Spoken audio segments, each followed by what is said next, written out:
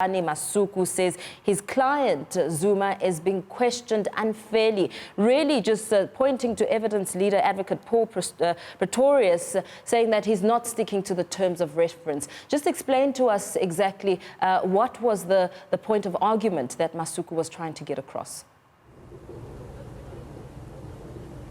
Right, thank you so much for that, Paul. And you're absolutely right. That was really the point of contention. The manner in which former President Jacob Zuma is being treated, certainly from the perspective of his legal team, he's being treated differently from the other witnesses that have come before the Commission of Inquiry.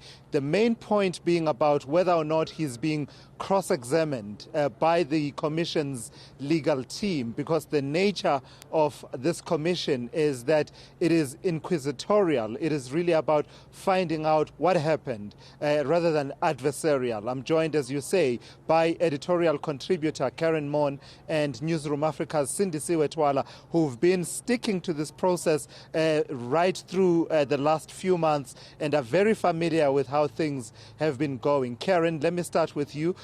This point of contention about whether or not this is cross-examination strikes at the heart of the nature of the proceedings we are dealing with here. We're not dealing with a court process. We are dealing with a commission that is meant to inquire into what happened in this particular instance. We also know that Daniel Mancha, in his actually raised the point again and again about the former president, regarding the inquiry as treating him as quote and unquote an accused person rather than a witness. Also making the point that, you know, if you wanted to get to the truth, why did you simply not seek to engage with him in the way that you've engaged with other people? And that is really what's at the head, that's come to a head in this hearing in the last few minutes. It threatens to blow up. It may well disrupt the questioning going forward, and one can see that the DCJ is really trying to reach a middle ground, because the inquiry's argument, of course, is that we've had witnesses like Themba Maseko come and claim that you, as the former president, were directly involved in his transfer and removal from GCIS a month after you refused to cooperate with the Gupta family over the alleged access to the massive multi-million rand budget that GCIS had. And it would be unfair of us as the inquiry not to specifically put those questions to you. But that's not how Zuma's lawyers see it. They regard the questioning as effectively amounting to cross-examination, that inquiry evidence leader Paul Pretorius is going beyond the bounds of simply seeking clarity and not accepting Zuma's word for it, pushing him on issues, and effectively suggesting that it doesn't necessarily believe what he's saying. So there has to be a middle ground navigated here, or we may well see a scenario where Zuma chooses not to continue giving evidence. And that's what the meeting that the Deputy Chief Justice has between the various legal teams is all about, trying to find that middle ground that sees the commission moving forward. Cindy, the standard and the practice that, you know, what is required of a person when they come before this commission, the cross-examination precondition being that, you know, if you are implicated by someone in corruption, and then you have an opportunity to then seek to cross-examine that person specifically on the allegations that they make against you. That's the contention that Thabani Masuku was making on behalf of former President Jacob Zuma, that in this particular instance, he is being cross-examined by Paul Pretorius, whereas there's actually no specific allegation of corruption that is being made by Themba Maseko in his testimony.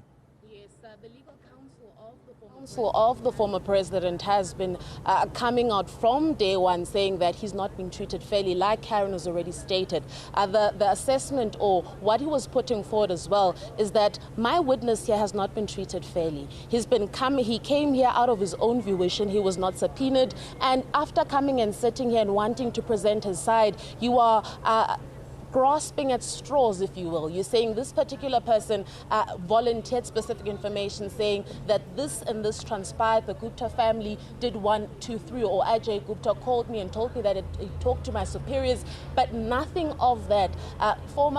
AJ Gupta never said that I got this from Mr. Zuma, and I'm telling you directly, so it doesn't directly point at his witness. What he's also saying, which is quite an eye-opener for me, is he alleges that other witnesses have been called, they've spoken to the various evidence leaders before taking up the stand, but this one did not get that courtesy. There wasn't a cordial conversation between his attorney coming here and eventually giving testimony, saying that he's almost put into a fix by the commission. What did you make of that? Because it actually struck me that Thabani Masuku points out that there isn't a statement that was developed jointly between the Commission's legal team and Mr. Zuma beforehand, a statement which is the product of the legal team going to Mr. Zuma to say, actually, you are coming before us as a commission witness. Before then, let's go through the events that we will traverse together. And it becomes a journey on the day that a witness comes before the commission. It was an interesting point, wasn't it? Well, absolutely, because we've seen in the past that with the evidence of other witnesses, it's clearly been prepared, statements have been prepared, oftentimes by other counsel, but there's been interactions between the inquiry.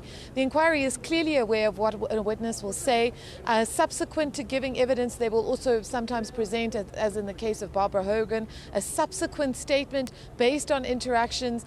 We've also seen that with Angelo Agriti. So there has been a measure of cooperation between the counsel for the inquiry and counsel representing private individuals or people within government. So that certainly is a salient point, and perhaps the inquiry will have to deal with that issue when it resumes.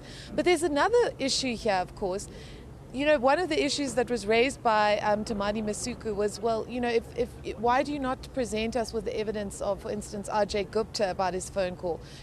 Why are we being asked to, address that call, phone calls that were being made, etc., etc.